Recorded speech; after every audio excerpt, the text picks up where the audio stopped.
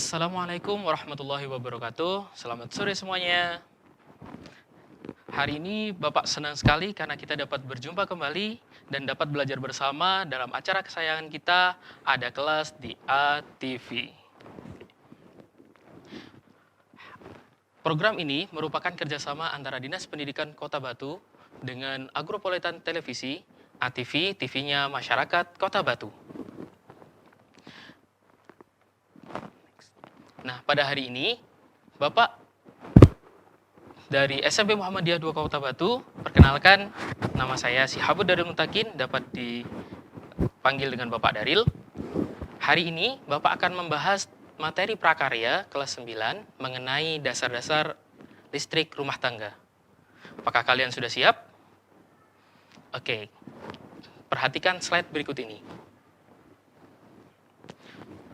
Dasar-dasar listrik rumah tangga. Pada dasarnya, listrik sudah lama ditemukan. Namun, untuk pemanfaatan listrik sendiri untuk menjadi energi lain dimulai sejak ditemukannya beberapa penemuan oleh Thomas Alva Edison, termasuk diantaranya lampu pijar. Jauh sebelum itu, listrik sebenarnya sudah diteliti oleh para peneliti. Ada seorang tokoh yang disebut sebagai Bapak Listrik, yaitu Michael Faraday.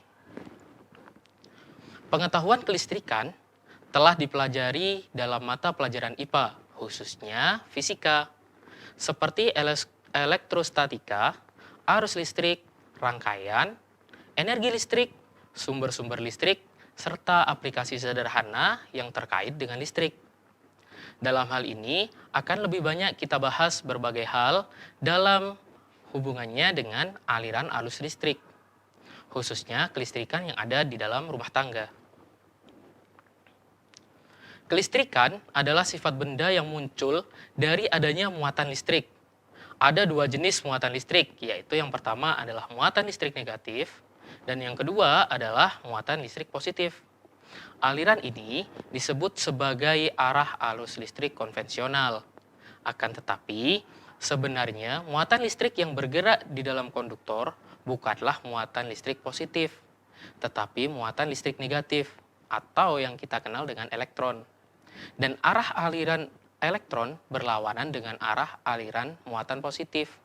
Jadi, jika ada pergerakan elektron bergerak dari atas ke bawah, maka aliran listriknya juga bergerak dari atas menuju bawah, berlawanan dengan arah aliran muatan positifnya. Kemudian, kita akan mempelajari mengenai jenis-jenis arus listrik. Yang pertama, ada listrik arus searah atau DC atau direct current, di mana arus listrik yang dihasilkan akan bergerak dalam satu loop atau satu pergerakan lurus, di mana arus listriknya yang dihasilkan adalah arus listrik yang stabil atau memiliki nilai yang tetap. Contoh penghasil arus listrik searah atau DC adalah yang pertama, ada baterai, yang sering kalian gunakan sebagai sumber daya pada remote, HP, maupun perangkat elektronik yang lainnya. Kemudian yang kedua, ada aki. Aki adalah sumber daya yang kita gunakan pada kendaraan bermotor. Kemudian yang kedua, ada listrik arus bolak-balik atau AC, alternating current, di mana arus listriknya bergerak dengan dua arah, ke kanan, kemudian ke kiri. Dan arus listrik yang dihasilkan membentuk bentuk gelombang, sehingga ada pergerakan naik turun dari arus listrik yang dihasilkan. Contoh penghasil arus listrik bolak-balik. Yang pertama ada genset, di mana biasanya digunakan sebagai pengganti energi listrik dari PLN saat terjadinya mati lampu. Selanjutnya, kita akan membahas sedikit mengenai pembangkit listrik, di mana pembangkit listrik adalah alat yang dapat membangkitkan dan memproduksi tegangan listrik dengan cara mengubah suatu energi menjadi energi yang lain. Yang pertama, ada PLTA atau pembangkit listrik tenaga air. Fungsinya adalah mengubah energi dari gerak arus air menjadi energi listrik. Contohnya adalah PLTA Selorejo yang ada di Ngantang, dan juga PLTA Karangkates yang berlokasi di Pagak, Malang. Selanjutnya ada PLTU atau pembangkit listrik tenaga uap. Fungsinya adalah mengubah energi uap menjadi energi listrik. Contohnya adalah PLTU Python yang ada di Probolinggo. Selanjutnya ada PLTN atau pembangkit listrik tenaga nuklir. Fungsinya adalah mengubah energi nuklir menjadi energi listrik, di mana contohnya adalah PLTN Hanul yang ada di Korea Selatan. Sedangkan di Indonesia masih dalam proses perencanaan pembuatan, di mana rencananya akan dibangun di daerah Batang, Jawa Tengah. Selanjutnya ada PLTS, yaitu mengubah energi surya atau cahaya matahari menjadi energi listrik. Di sini, perangkat atau alat yang digunakan adalah panel surya. Selanjutnya ada PLTG atau pembangkit listrik tenaga gas. Fungsinya adalah mengubah energi gas menjadi energi listrik. Contohnya PLTG yang ada di Grati, Pasuruan. Selanjutnya ada PLTD, yaitu pembangkit listrik tenaga diesel. Fungsinya adalah mengubah energi diesel menjadi energi listrik. Contohnya ada di PLTG Pasanggaran, Denpasar, Bali. Selanjutnya kita akan membahas mengenai komponen listrik rumah tangga, di mana banyak komponen yang ada di dalam rumah tangga. Yang pertama ada Bergenser, sering disebut dengan meteran listrik. Alat yang biasanya terpasang di depan rumah kita. Memiliki fungsi sebagai pembatas daya yang digunakan oleh pelanggan sesuai dengan kontrak pemasangan dengan penyedia atau PLN, dan untuk mencatat daya yang dipakai oleh konsumen. Alat ini ada dua jenis umum yang digunakan di Indonesia. Yang pertama adalah Bergenser dengan tipe prabayar dan juga Bergenser tipe pascabayar, di mana untuk yang prabayar ini menggunakan sistem token. Sehingga jika kita ingin menggunakan daya listrik, maka kita perlu untuk membeli dulu agar kita bisa menggunakannya. Sedangkan tipe yang kedua adalah tipe pasca bayar, di mana pemakaian yang kita gunakan akan kita bayar sesuai dengan rekap data yang sudah didapatkan oleh petugas PLN. Selanjutnya ada circuit breaker atau pemutus daya. Berfungsi untuk memutus aliran listrik bila terjadi pemakaian yang berlebihan oleh konsumen atau bila terjadi gangguan hubung singkat atau yang sering kita sebut dengan konslet. Macam-macam circuit breaker. Yang pertama, ada sekring atau fuse, jenis pengaman listrik yang bekerja dengan sistem lebur, di mana sistem kerjanya yaitu kawat yang ada di dalam bagian sekring akan melebur dan putus apabila terjadi hubungan singkat pada jaringan instalasi ataupun pada peralatan instalasi. Nah, ada dua jenis sekring. Yang pertama, ada sekring otomatis, di mana saat terjadi konsleting listrik atau pemakaian yang berlebih, sekring ini akan mengeluarkan tombol yang ada di dalam sekring tersebut. Kemudian, untuk memperbaikinya hanya dengan cara menekan tombol itu kembali agar masuk dan listrik siap digunakan seperti biasanya. Kemudian yang kedua, ada sekring konvensional, di mana sekring ini menggunakan prinsip kawat yang ditanam di dalamnya. Saat terjadi konsleting listrik atau pemakaian yang berlebih, maka kawat yang ada di dalamnya akan terputus. Dan cara untuk memperbaikinya adalah dengan mengganti kawat tersebut dengan yang baru. Kemudian listrik bisa digunakan kembali. Jenis circuit breaker yang kedua adalah MCB atau mini circuit breaker. Jenis pengaman listrik ini bekerja dengan sistem thermal, di mana apabila terjadi kelebihan daya ataupun terjadi hubungan arus pendek, pengaman jenis ini akan menggerakkan sistem mekanisnya ke arah power off atau ke arah mati. Dan untuk memperbaikinya adalah dengan menggerakkan knob mekanisnya ke posisi on kembali. Selanjutnya, alat yang tidak asing dengan kalian, yaitu saklar, di mana pada instalasi listrik rumah tangga, dimanapun berada pasti tidak akan pernah hilang yang namanya saklar. di mana fungsinya adalah untuk menghidupkan dan mematikan lampu.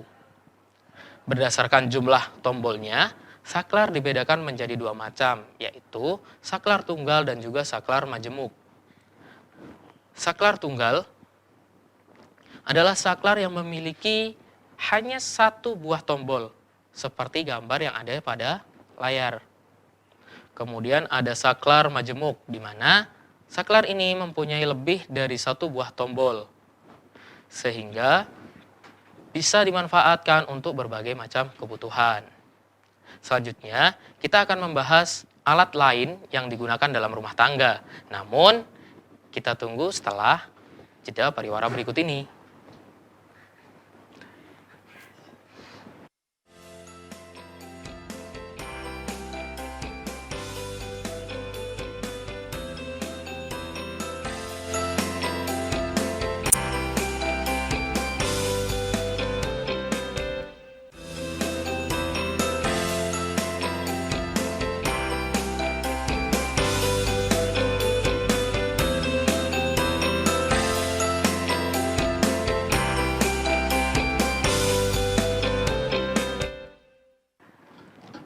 Kembali lagi dengan Bapak Syihabuddin Mutakin dari SMP Muhammadiyah 2 Sidomulyo, Kota Batu.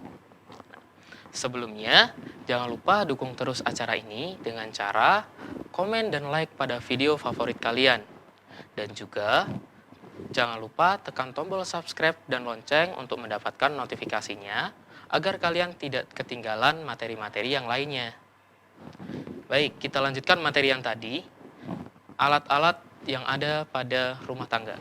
Yang selanjutnya adalah steker. Steker atau yang sering kita sebut dengan colokan listrik adalah alat listrik yang dipasang pada ujung kabel. Steker biasanya memiliki 2 dan 3 buah elektroda yang berbahan dari logam, di mana jumlah ini bergantung pada kebutuhan kita. Alat selanjutnya adalah stop kontak. Stop kontak merupakan bagian terminal yang terdapat dalam rangkaian instalasi listrik rumah tangga. Stop kontak sendiri memiliki beberapa jenis. Yang pertama, ada stop kontak inbow atau stop kontak yang terpasang permanen di dalam tembok ataupun dinding. Kemudian, stop kontak jenis kedua ada stop kontak outbow atau stop kontak yang terpasang portable di luar tembok ataupun dinding. Dan yang ketiga, ada stop kontak extension atau mungkin kita lebih kenal dengan sebutan kabel perpanjangan atau kabel olor. Nah, memiliki fungsi untuk menjangkau tempat-tempat yang jauh dari stop kontak permanen yang ada di dinding. Alat selanjutnya yaitu adalah lampu, di mana alat ini memiliki fungsi untuk menghasilkan cahaya. Ya, benar, cahaya lampu yang ada di rumah-rumah kalian. Alat selanjutnya ada fitting lampu, di mana perangkat listrik ini berfungsi sebagai dudukan atau tempat meletakkan lampu. Kita juga akan sangat terbantu selama pemasangan lampu karena alat ini dapat melindungi tangan kita sehingga akan lebih aman dan tidak akan tersengat oleh aliran listrik. Selanjutnya ada kabel. Kabel merupakan bagian dari instalasi listrik yang berfungsi untuk menghubungkan antara peralatan yang satu dan peralatan yang lainnya. Beberapa jenis kabel yang sering digunakan pada instalasi listrik rumah tangga, yaitu yang pertama ada kabel NYA, yang notabene memiliki ciri kabel ini memiliki kulit berwarna putih. Dan kabel yang kedua adalah kabel NYM, dengan ciri fisik kulitnya berwarna hitam. Selanjutnya, kita akan membahas mengenai peralatan yang digunakan dalam proses instalasi listrik, di mana seorang instalator listrik pasti harus memiliki beberapa alat yang akan Bapak sampaikan berikut ini. Yang pertama, ada tang pemotong. Alat ini memiliki ciri terbuat dari bahan yang keras, terutama baja, yang memiliki fungsi untuk memotong kawat listrik ataupun kabel. Kemudian alat yang kedua berbeda dengan alat yang pertama tadi, yaitu tang rahang tipis, di mana alat ini mempunyai ciri-ciri rahang yang tipis yang digunakan untuk memegang benda atau bagian yang kecil. Ujungnya yang lancip dapat pula digunakan untuk membengkokkan kawat ataupun kabel. Selanjutnya ada tang rahang bulat yang panjang. Alat ini sering juga disebut dengan nama tang cucut. Alat ini memiliki rahang bulat yang panjang dan mengecil di ujungnya, dan juga kadang dilengkapi dengan sisi pemotong untuk digunakan sebagai pemotong kabel. Nah, tang ini ada dua jenis juga. Ada yang sifatnya yang memiliki ujung lurus dan juga ada yang memiliki ujung bengkok.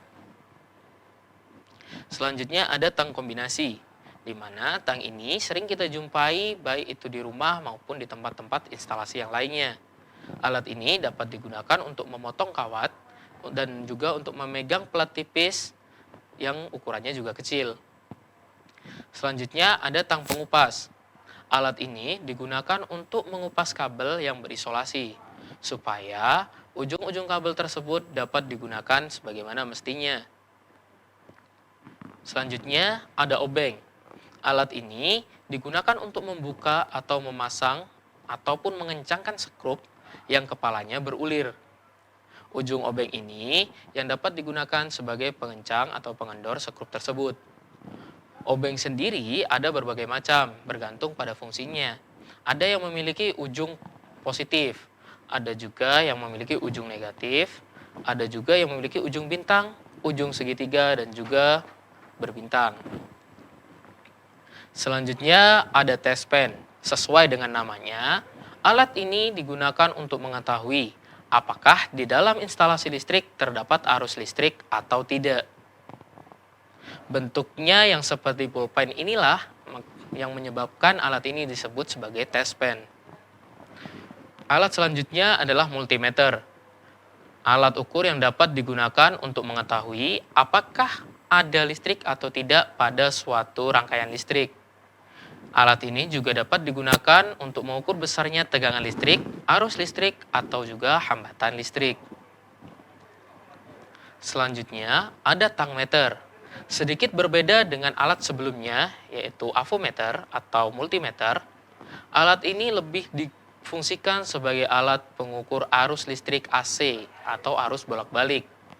Cara penggunaan tangmeter ini sangat sederhana, sangat mudah dan juga cukup simpel. Caranya hanya dengan meletakkan bagian penjepitnya atau bagian kepalanya kepada rangkaian listrik tadi, sehingga kita tidak perlu membuka ataupun mengupas kabel. Dan dari situlah nanti kita dapat mengetahui apakah pada rangkaian listrik tadi terdapat arus listrik atau tidak. Selanjutnya ada solder listrik, di mana alat ini digunakan untuk menyambung atau menyolder komponen listrik atau elektronika. Alat ini biasanya dilengkapi dengan sebuah bahan yang bernama timah sebagai bahan perekatnya. Selanjutnya, yang tak kalah penting juga adalah isolasi listrik.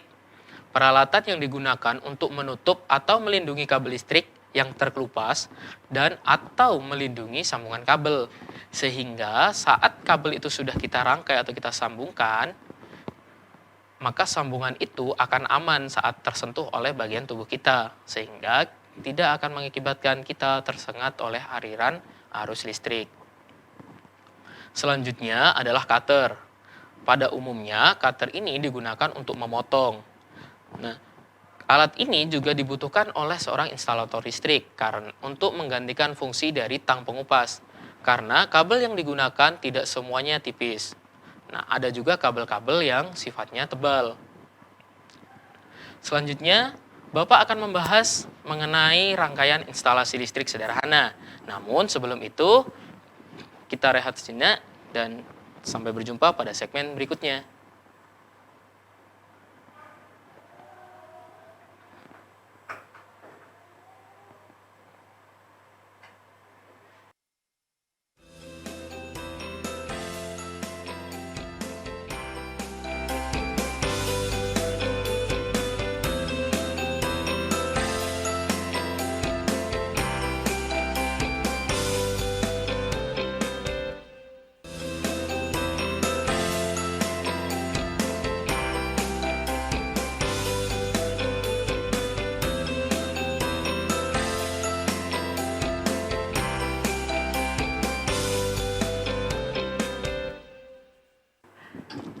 Kembali lagi dengan Bapak, masih bersama saya, Syihabuddin Mutakin dari SMP Muhammadiyah 2 Sidomulyo, Kota Batu.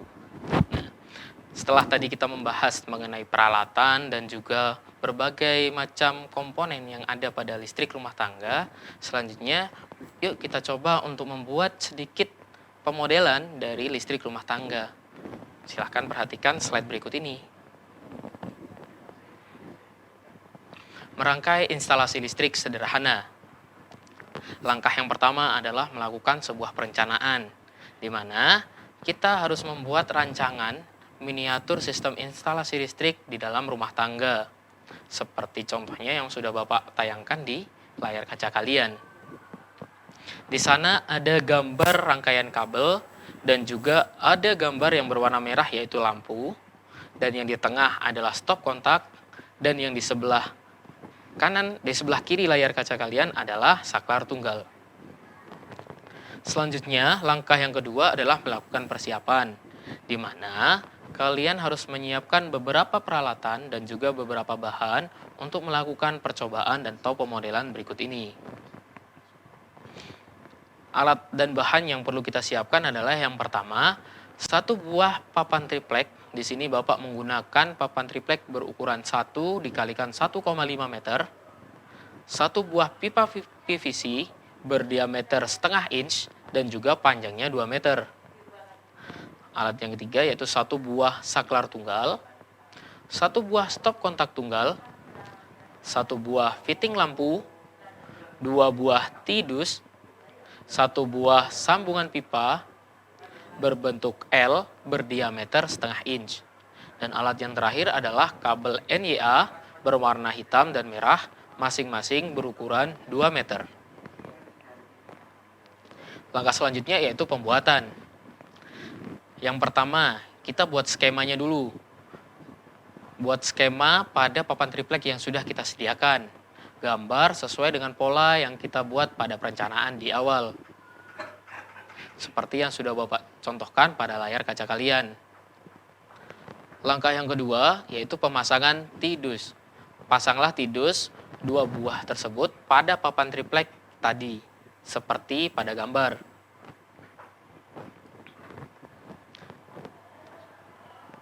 Langkah yang ketiga yaitu pemasangan pipa. Siapkan potongan-potongan pipa PVC dan sambungan L, kemudian pasangkan pada papan triplek sesuai dengan yang ada di layar kaca.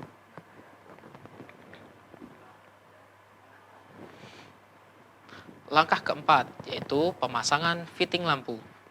Siapkan fitting lampu dan berilah kabel pada masing-masing terminalnya seperti pada gambar. Kemudian pasangkan pada papan triplex dan masukkan kabel pada pipa PVC seperti yang ada pada gambar.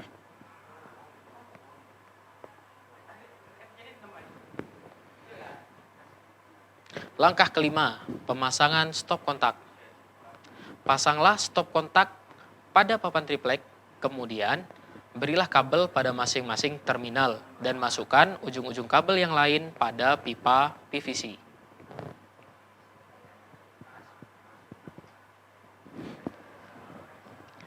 Selanjutnya, pemasangan saklar.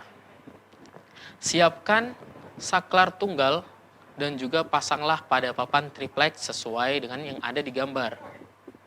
Kemudian, berilah kabel pada masing-masing terminal dan masukkan ujung kabel yang lain ke dalam pipa PVC.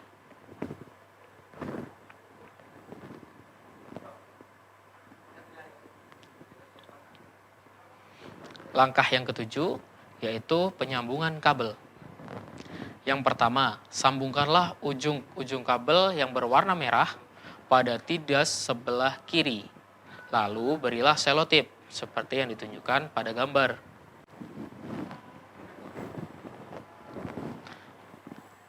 Selanjutnya, sambungkan ujung-ujung kabel yang berwarna hitam pada tidus paling kanan, lalu berilah selotip seperti yang pertama tadi.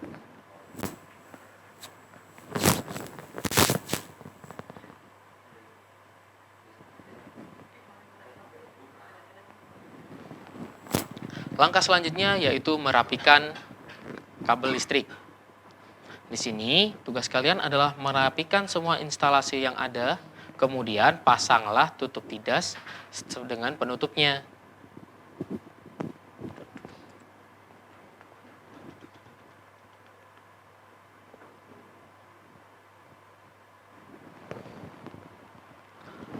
Langkah terakhir, finalisasi dan juga pengujian.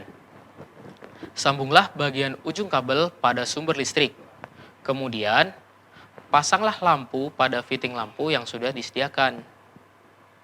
Langkah selanjutnya, nyalakan saklar pada posisi on dan lampu akan menyala.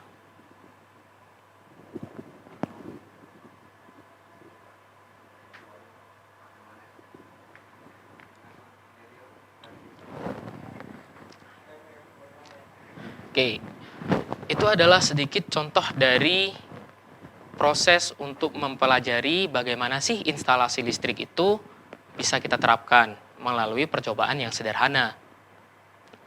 Mudah bukan? Dan saya rasa semua bahan itu bisa kita dapatkan di sekeliling kita.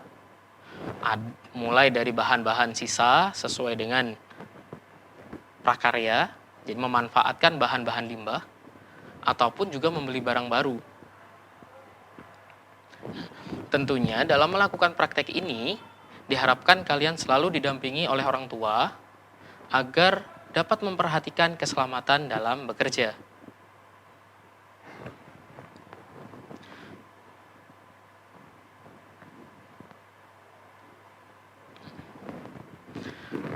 Selanjutnya ada sedikit tentang sejarah lampu, sejarah listrik, di mana listrik sebagai pengubah wajah dunia. Listrik telah membawa banyak perubahan dalam kehidupan masyarakat di dunia, terutamanya semenjak Michael Faraday menemukan penelitiannya tentang listrik. Michael Faraday ini adalah tokoh penemu arus listrik yang lahir pada tahun 1791 di Newington, Inggris. Ia berasal dari keluarga miskin dan hanya sebentar melaksanakan pendidikan di sekolah. Dengan perjuangan keras dan semangat pantang menyerah, ia akhirnya berhasil membuat alat sederhana pertama yang dapat menghasilkan gelombang elektromagnetik. Sepertinya ada yang mau lewat nih. Kita bahas selanjutnya setelah iklan berikut ini.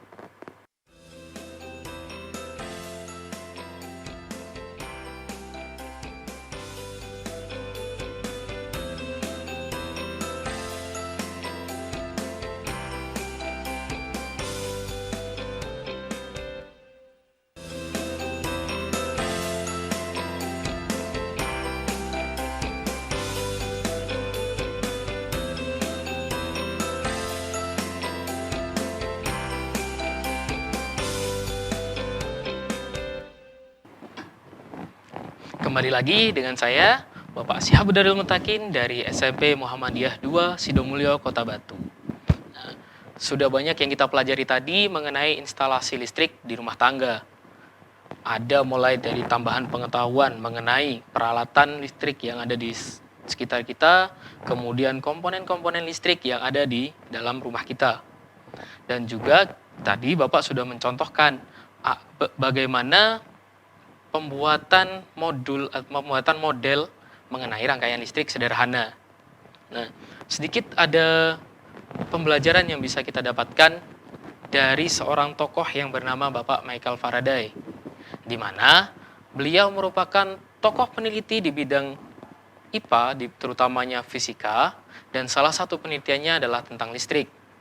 Beliau memiliki latar belakang yang kurang begitu baik, di mana beliau hanya dapat menempuh pendidikan hanya setingkat SD pada masa waktu itu. Namun karena kegigihannya, beliau dapat menjadi peneliti yang dapat dikenal di dunia. Nah, begitu juga dengan kalian, jangan pernah merasa rendah hati. Karena setiap sesuatu yang ingin kita capai dapat kita lakukan dan dapat kita gapai jika kita mau bersungguh-sungguh. Sekian yang dapat Bapak sampaikan.